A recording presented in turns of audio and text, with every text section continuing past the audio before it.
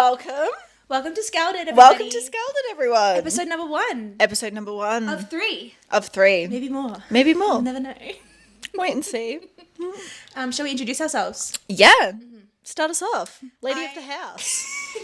Hi, everybody. My name's Liv. We are both third year art history and curating students. This potty is part of our final year project, which is super fun. Which is crazy. Crazy to be in our final year. I'm Lucy, the other one. Hi, Lucy. Hi. Yeah, so we've decided to do a podcast and we'll dive into pretty much straight away what we're going to be talking about. It's right off the bat. Right off the bat. So before we begin. Yes. Before we begin, we would just like to acknowledge and pay respects to the traditional custodians of the stolen land in which we record this podcast today on. The Wurundjeri Wurrung people of the Kulin Nations. We pay our respects to the Indigenous elders, past, present, and emerging. And sovereignty has never been ceded, and it was and always will be Aboriginal land. Beautiful. Thank you for that. Thank you. So today we're diving into the topic of domestic labour, which is just such a key contributing factor to this concept of feminine rage that we will be diving into. Of course. And what an important key factor. Essential. Just to give you guys a bit of context into today's episode and how it's going to run, we're going to be looking at 2 artworks today, one contemporary, one historical, and then we'll both be bringing in other art Supporting pieces. All of these will surround the idea of domesticity and the site of feminine rage.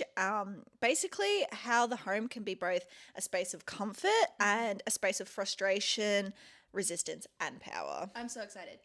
I'm so excited. And before we dive into these fantastic artworks that embody this feminine rage, I think it's a good idea to unpack just a few key terms that we're going to be discussing. Just to get it. Just a bit of clarity across the board.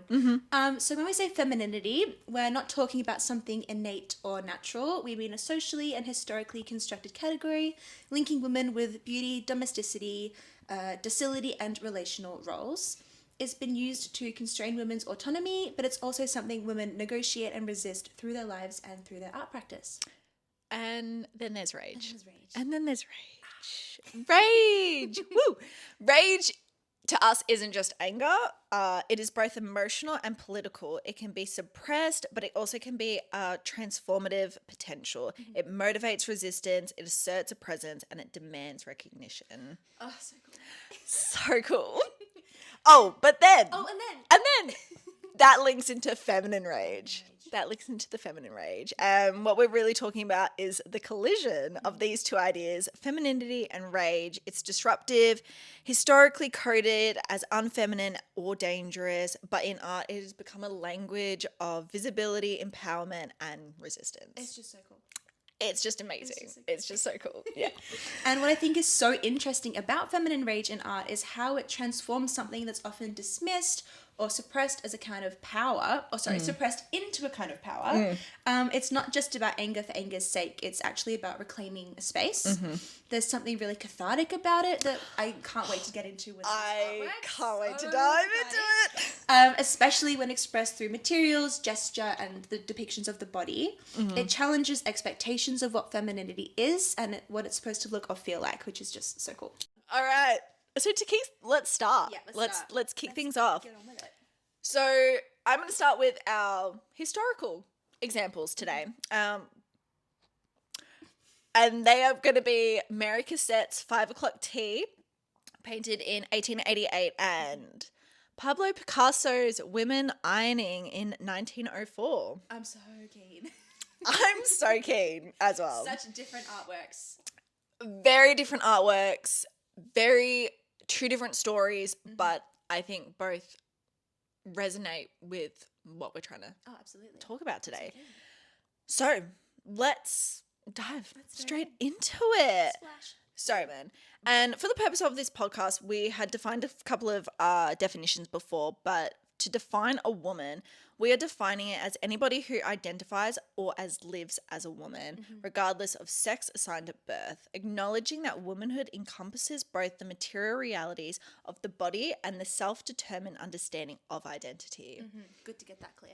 Good to get that clear, and especially in these artworks, being the sole focus of the artworks, even in your artworks, the women being the sole focus of the artwork, it needs to be defined. It does. Both of these works explore the roles traditionally assigned to women within the household, which domesticity, right, is the key, which reveals something I feel so much deeper when you actually look into them as in a contemporary lens, which is what we're doing. Yes. The private inner worlds of the women portrayed, captured through their posture and presence, both created by a male and a female artist, respectively. These two paintings present strikingly different perspectives on the feminine experience, and especially in the relation to domesticity, labor, and the weight of social expectations. Now, when we're looking at these artworks of Cassatt and Pablo, do you sense an expression of feminine anger within them, or do you think there's more accurate portrayals of these women in their everyday lives from when they were being painted? Luce, that's a really interesting question, because I think in Cassatt's 5 o'clock tea, the anger, if it's there, is incredibly restrained. Everything's polite, composed, and very proper on the surface. But there's a sense of this emotional containment that I can really get from it. It's her eyes. Whether I'm projecting my own feminine rage into the artwork or picking it up in her eyes, who's to say? But I can feel that it's there. Yeah. There's a subtle tension between the appearance and the feeling that I get from the artwork. Maybe it's something deeper, simmering underneath. They seem quite frustrated as well. She's sat there just like, Sorry for those listening, I'm sitting in a very... She's sitting in a very, like, Mary Cassatt posture. Yes. I think there's a frustration of, like, the roles that these women are supposed to play in this environment. That they're being subjected to, that they're having to fit into these roles. Yeah, and I think Cassatt's captured that really well as a woman of that time, and just trying to tap into that, I think that's really interesting. And then there's Picasso. And then there's Pablo! So, women ironing is, to me, the opposite, which I think is such an interesting thing that you've done to compare the two. Very, very cool by you. Thank you. The emotion is very raw, very physical, and very visible. You can feel the suffering that this woman is going through. You just feel exhausted just looking at her. Her posture is downtrodden. She just looks tired. It's not feminine. It's not necessarily like super feminine rage in the way it's so outspoken, but there's definitely a lot of despair and resistance in the act that she's like enduring in the ironing. So for me, Cassatt captures the quiet, internalized side of feminine rage, while Picasso externalizes the hardship that women have to go through within like a domestic setting. So it sort of reflects the two different facets of a woman's life. Both super key aspects of this concept of feminine rage we're talking about. Wow, you really hit the nail on the head there. Thanks, I ain't gonna lie there, babe. Cassatt's painting, especially, the women in this are really in a domestic setting. There's so much going on beneath the surface. Like you said, there's so much more to the story than just two women having tea. Two women having tea. Two women having tea. Two women having tea. Like, that's what it is. You get this sense that their inner worlds are rich and complex. That they have this quiet kind of autonomy within the space. It's almost like Cassatt is saying that domestic life isn't restrictive in a way. It can also be a space for reflection, connection, and even empowerment, like we talk about. And the whole act of tea drinking, which seems so small and polite, becomes this moment of emotional and intellectual exchange between these women.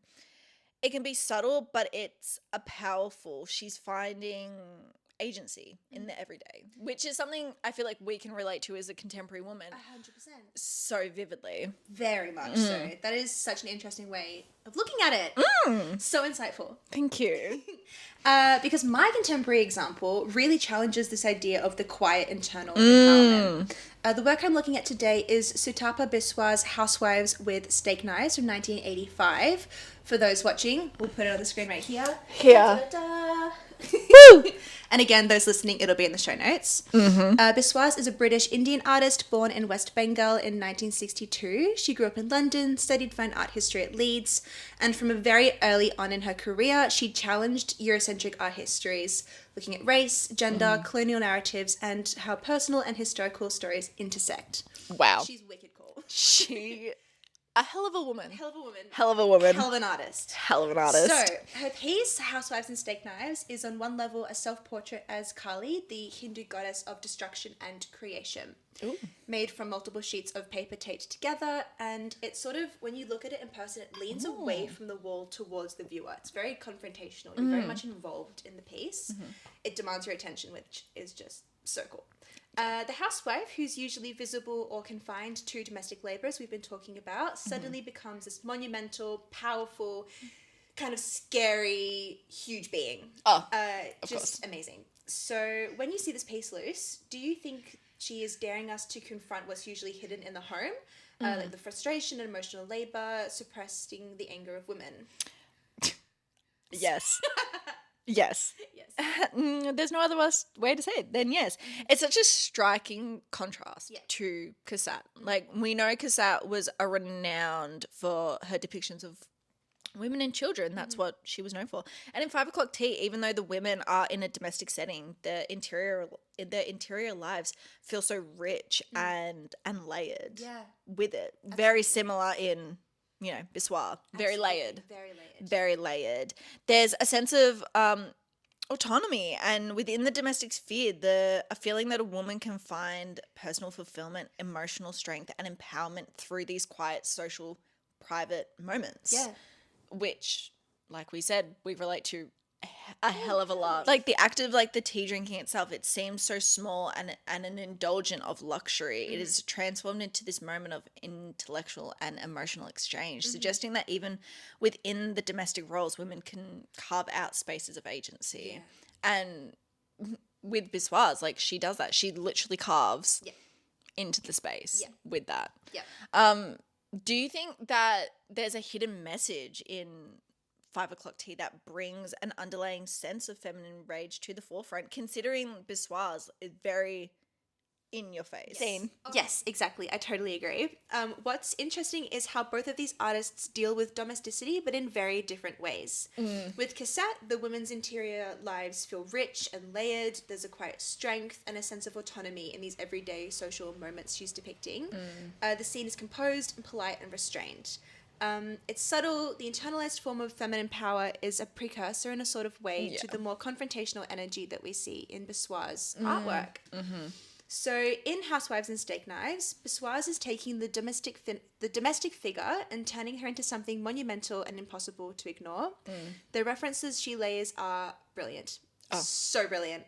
The flag, viewers will see that Kali is holding is a photocopied image of Gentileschi's Judith beheading Holofernes. The layers. The layers. And a preview to episode 2. Yeah. Stay tuned for episode 2. We might be talking about something very similar. So this links her 1980s housewife to the Baroque woman's act of violent defiance. The white background of the artwork as well nods to Rauschenberg's white paintings, critiquing Eurocentric art traditions and the domestic invisibility. Wow. Sorry, my brain stopped working. That's so fun. Alongside this artwork, she made a performance piece called Kali, where she played both Kali and a Western figure called Raban. She even put she did this when she was studying fine art. She put her tutor in a hood as an attempt to critique her university's blindness to colonial histories. I mean, come on, what a rock star. I mean, that's crazy. That's crazy. So the rage that we're experiencing in Biswas' work is not just personal. It's political, it's historical, and it's cultural. Yeah. But it's still grounded in the site of domesticity. The housewife, usually invisible, becomes a site of revolt. So really tapping into that feminine rage. She is taking it to a T. Taking it to the T. That's incredible. I love how Biswas takes something really seemingly ordinary and as the housewife and turns it into something so political and cultural and into like a historical statement. Absolutely. Alone. The performance aspect of it really drives home, and I think she's saying that rage can't it can't exist privately. No. It has to be experienced. It has to be acknowledged. It has to be confronted and even performed. Yes. The domestic setting becomes a radical rage. Exactly. Yeah. Exactly. And what's fascinating is that this rage, while loud and confrontational in Biswas, is like still tied to this quiet domesticity that we've been talking about. It's grounded in the everyday, in the labor and roles that women are expected to take on. Yeah. The tension between the private and the political is what makes her work so powerful. And I think it also really ties to Cassatt's silent power that she's, imbued tapping into. Now we're going to look at our supporting pieces. Our supporting pieces from our two main ones. Yeah. And I think this painting that we're going to discuss, that we briefly touched on at the start of the episode, inflicts one, I feel, with so much rage. So much rage. Say the word Picasso when I say Picasso to an art historian student and they inflict rage upon it. We won't leave you alone until you hear it. No. Oh my God. Oh, it's insane. Yep. Picasso himself, like we just said, a topic of rage just in itself. Yeah. When it comes to controversy in his art and his depictions of women have always been controversial and often unrealistic, and unrealistic in portraying the everyday woman. And I just feel like this painting really captures that feeling. Yep. And especially in the feeling of domestic labor being inflicted upon the woman and the expectation that they have to bend themselves physically to meet the needs of those around them, I think really is reflected in this painting. Considering that it's done by Picasso, and like we said, it's done by Picasso, so inflicting so much rage as him as a person, but I think then he's somehow captured this quite well. It's amazing. It's insane. It's incredible that he's been able to capture this depiction that, if you look at this artwork and you don't know anything about art, you don't know anything about Picasso. Yeah. As a woman, I can imagine being like, I feel so seen. Like, I feel so understood that like the weight of everything I take on really just crushes the soul. It really does. And the physicality of this artwork is incredible. But then it's so interesting to think about, knowing who Picasso is, knowing his relationships he's had with women, the problematic nature of them. In a contemporary setting, it really, can we separate the artist from the art in this situation?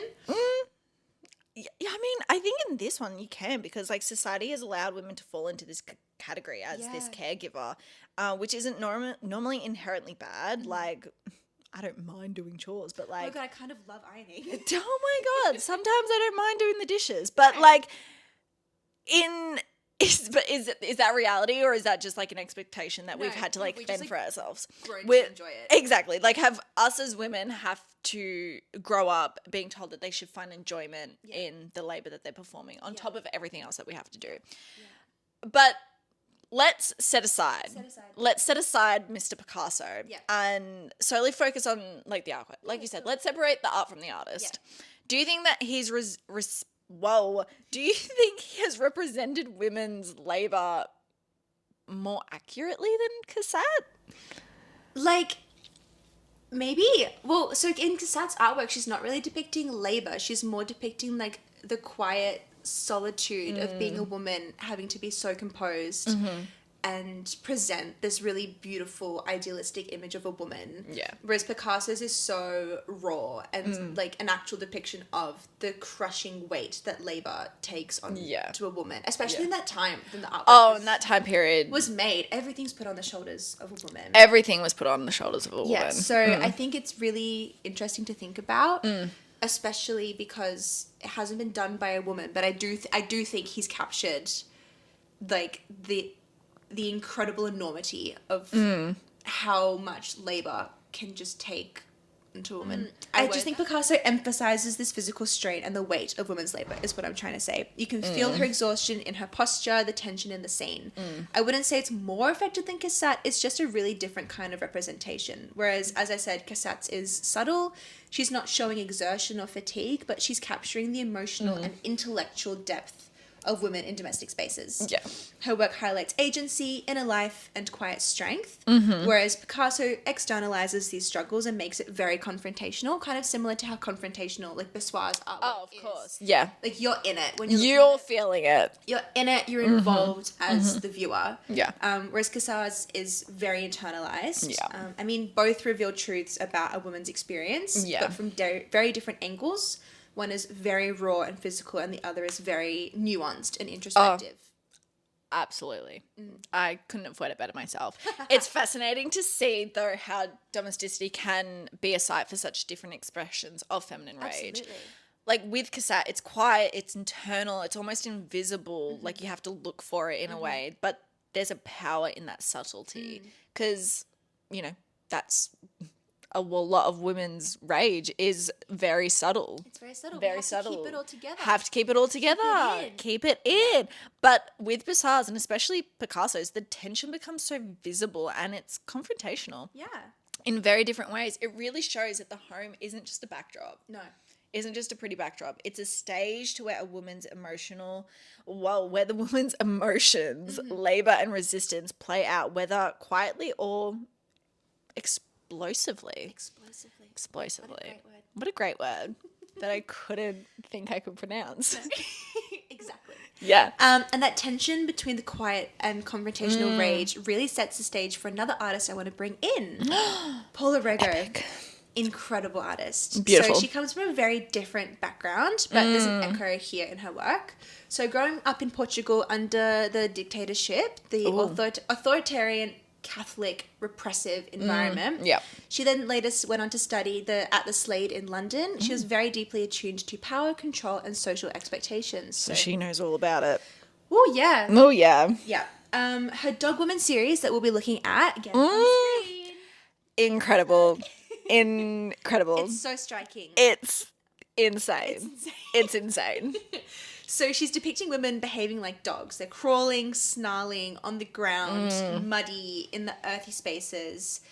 Luce, do you see a domestic undertone here too? So to me, it feels like these women are caught between the obedience expected of them in the home and in society, and the raw animalistic rage breaks through those expectations to me. Yes. I look at this and I feel it. It's wild. It is wild. It is. You can really feel the tension in her work. Like, it's very confronting. You feel it. Yeah. It's in your face. The way the figure is crouched, snarling, and so physically grounded gives a sense of constraint, of being pushed to, like, she's being pushed to her limits. Pushed to her limits. Yeah. And it's like but she's still trying to, like, play an expectation of this obedience and of domestic rule in the sense of like a dog. Yeah. Like a dog. Yeah. But there's almost this raw primal energy that refuses to be contained in what she's doing. Like the contrast between it is insane. It's so cool. Like what Rego takes, which is often seen as like a domestic or constrained feminine body, she pushes it to the absolute extremes. The dog woman is grotesque and messy, wild. But in interviews, she says, like, that's the point. It's an absolute refusal of domestic neatness and obedience. And Rego even said in the most interesting interview, I'll link it in the show notes. Oh, yes. To be bestial is good. And that feels like a direct rejection of femininity as hostility or as passive. That is an insane quote. And she talks about how she loves to depict people in an animalistic way because what she can do to an animal, you can't do to a person. Oh my God, that's insane. So cool. That's if insane. you want to deep dive an artist, please look at Rego. She's so cool. Deep dive. Deep dive. No, 100%. Even in women ironing, you can see it as a commentary on the invisibility and the undervaluation of a woman's domestic labor. Yeah. The act of ironing itself can be a symbolism here. It's unglamorous. It's an unglamorous chore. Who likes to do ironing? Many women, besides Liv and my mother. Psycho. Yeah. No, I get it. Just like the smell from the steam. What? That is some law dropped right there. Yeah, you're getting to know me, guys. But historically, women have been expected to perform, often without acknowledgement or appreciation in what they're doing. The woman's hunched posture, the tired expression, evoking this exhaustion and continuous, like, just the continuous work. Never ending. Yeah, It brings attention to the woman's contribution in the home. We're often considered invisible and undervalued, and the broader narrative of art and politics and society of what women are expected to do in their home to be able to, have a home. Yeah, that's what makes this comparison so interesting. So in Biswas, the rage takes on like a symbolic, divine, almost mythic form. The housewife becomes Kali, a goddess of destruction. Whereas in Rego's work, the rage is embodied, it's snarling and bestial, but both works show that domesticity cannot in any way contain a woman's anger. Whether it comes out as confrontation or as grotesque physicality, it will emerge. Yeah. And I even think we see that in Picasso's, but in just such a different... It's in such a more subtle way that the rage comes out. Yeah. But... And it might just be us projecting it. It could just be us projecting it, but isn't that the whole point? Like, we're looking at it from women in the 21st century and it's there. Yeah. I see it, you see it. I'm sure anybody can see it if you just look at it. Yeah. It's, even though that's not what he was like probably intentionally doing when he was doing it, I don't think Picasso was intentionally being like, yep, I'm going to make this epic feminist piece. I'm going to make all the women angry. Yeah. Yes, he did, but in different ways. But in a different way. Like, it's the first time that I've looked at a Picasso painting and I've gone, are you relating to me? Am I feeling this? Am I feeling a connection to you right now? Yes. And I also think that, like, back to Biswas and Rego, the humor and satire that run through it is so cool. Like, the sly, ironic edge merging domesticity, like domestic imagery with mythology. Rego's dog women are absurd and even a little funny to me, but in a very dark and very unsettling way. It forces you to confront anger in spaces that have usually been coded as primitive or submissive. Sorry, private or submissive, not primitive. Wow. I was thinking of Picasso and primitive went to my mind. That's what happens. That's just what happens. So, Lucy, do you see that the body communicates rage differently in these artworks? For Biswas, it's monumental and divine, while for Rego, it's messy and animalistic. I think with Biswas, the body is almost larger than life. Yeah. It's monumental, iconic, divine. You feel the authority. You feel the historical weight behind it. I don't know. It's just, there's just like a heaviness to it. There is. It's very heavy. Yeah. And with Rego, on the other hand, it's much more immediate and visceral. The body is messy. It's animalistic. It's unrestrained. It's raw. It's tactile. It confronts you with the physicality of her. All these epic words that, like, but you feel it. Like, you get an array of emotions from just like looking at it, but both communicate the rage in totally different registers. One is symbolic and elevated and the other is chaotic and bodily. It's I don't know, it just gets you going. You're crunching. You're getting excited, are you? My knees cramping up. And that's the crux of it, rage as symbolic versus rage as bodily.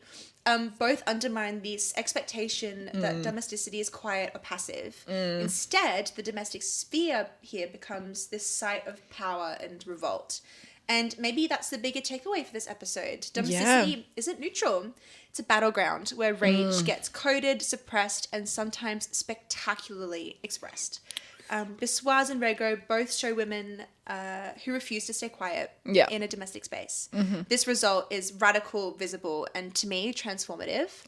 Lucy, I want to leave it open to you today. Do you think women's anger in homes or private spaces is still radical today, or has this landscape shifted? Yes.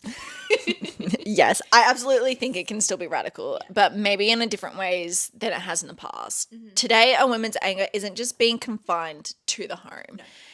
It is now getting spilled into our workplace, online spaces, activism, and in art, especially in art, like what we just delved into. But in the private sphere, it still matters because there's still expectations, social presence, and emotional labor that are the most intense. Yeah. Private spaces are more intimate in that way. Expressing rage in those spaces can feel transgressive because it pushes back against the norms that have been assigned to women, and you know, it's confronting that expectation of women who should always be quiet, who should always be nurturing or selflessness. So even in the more public world, claiming our anger in private spaces remains a form of resistance. 100%. And even like with the rise of social media today, what's private isn't private. Nothing's private. Like you see videos where the wife is posting her husband doing all of the chores. Yeah. And being like, look how good he is. And all the comment section is like, oh wow, he's so good. Oh, or those... they're so divided. Like, that inflicts a whole nother set of rage on me. So it just popped into my head of just like how interesting to think about like what we thought was a private space between like a couple in their home. It's not private anymore. No. We talk about it with friends. Yeah. We've got communities around us. It's online. It's everywhere. It's in forums. It's on TikTok. It's everywhere. Being glamorized, and you know, there's the whole trad wife trend. I was literally going to say trad wife trend. That's like a whole nother topic that like... No, like sure, I would love to just be at home and bake bread all day, but like... But that's just... I'd also really like to vote. Yeah, you know, I would really love, you know, rights to my body. Yeah, you know, exactly. There's so many like different elements to like what's happening in the private home that's now getting shared to the public. Yeah. That is like, I don't know if it's taking a step back, but sometimes I get this feminine rage about it because I'm like, what's going on? Yeah. Where did we start going right? Yes. And then did like a whole 180. It's just So they're like, U-turn. Let me just U-turn it right now. Yeah. I think 50 years. Let me just regress way back. Yeah. I think yeah. Where were we up to? We went on a tangent. And look, back to the artworks. Yeah. I think that's the thread that connects all of these pieces we've looked at today. From Cassatt to Biswas to Rego, Picasso, whether it's subtle, monumental, or messy, women's rage in domestic and private spaces really challenges this expectation of us to perform and act in ways that these spaces have traditionally been you know, allocated for us to act in. 100%. It reminds us that the personal is political, that even the most ordinary settings, the home, the body, the everyday, can become an arena for visibility, power, and resistance. Ooh, I loved that. Oh, thanks, honey. I loved that. you. Comes an arena. That's arena. insane. Anyway, but that wraps up our first episode. Oh my God, thank you for listening. Thank you so much for listening. We hope you enjoyed diving into these artworks and seeing how feminine rage can be expressed, challenged, and celebrated across time. Be sure to follow us on Instagram at Scalded Podcast. We will be uploading a poll related to today's episode, so we would love to hear your thoughts about this. Yes, get involved in the potty. Get involved with the pod. There is a bubble in my throat. But yeah, that was incred. And, yeah, don't forget to join us for next episode. We will be exploring acts of rebellion, how resistance shows up in art and in everyday life, and we can't wait to see you all then. Love you all. Peace out, Girl Peace Scout. out.